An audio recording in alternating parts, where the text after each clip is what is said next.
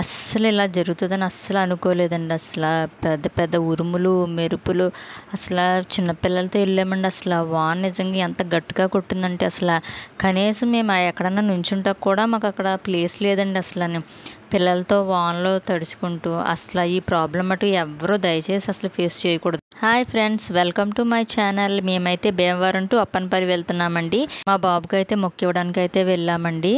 ఈ లోపు ఇంకా అక్కడ లైన్ చాలా పెద్దగా ఉంది కదా అని కాసేపు మా బాబుని ఆడిపిద్దాం కదా అని అక్కడ సరదాగా కూర్చున్నామండి. ఈ లోపు అయితే మొక్కు తీర్చుకుని వచ్చే లోపు అయితే క్లైమేట్ అయితే మొత్తం మారిపోయిందండి. అసలు ఎంత వాన అనుకున్నారు అసలు అని. కనీసం మాకు నుంచుంటా కూడా ప్లేస్ లేదండి. ఊరిన వాన, మెరుపులు, అసలు గాలి. పిల్లలైతే చాలా భయపడిపోయారండి. ఫ్రెష్ అయ్యి మేము టెంపుల్కి వెళ్తున్నామండి. అప్పుడు తీసిన వీడియో అండి ఇది. పొద్దున 3 o'clock అయితే మేము హోమ్ నుంచి బయలుదేరి అయితే మేము అప్పనపల్లి అయితే వెళ్ళడం జరిగిందండి. అక్కడికి వెళ్ళినప్పటికీ 4:30 అలా అయ్యిందండి. ఇదిగోండి అక్కడ వానకైతే మొత్తం చూడండి, లోపల టెంపుల్ దగ్గర ఎలా ఉందో చూడండి అసలు అని. మొత్తం అందరూ కూడా అలా షెల్టర్లో కూర్చున్నారండి. ఇంకా వాన గట్టిగా వస్తుందని చెప్పి ఇంకా వానలోనే అలాగే దర్శించుకున్నామండి. ఈలోపు మా హస్బెండ్ అయితే క్యూ లైన్లో నిలబడి ప్రసాదం అయితే తీసుకుంటున్నారండి, లడ్డూలు. తర్వాత ఇంకా మళ్ళీ ఒక 1 hour అయితే వాన అయితే ఆపమని భగవంతుని అయితే కోరుకున్నాను.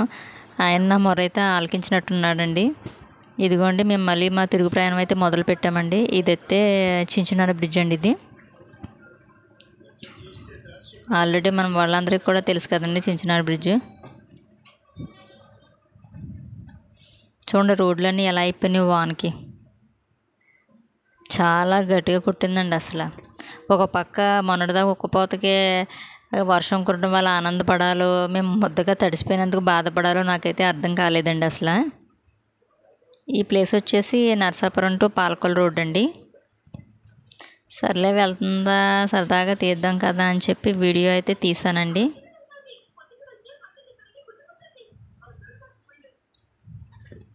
ఫైనల్గా ఇంటికైతే సేఫ్గా వచ్చేసామండి.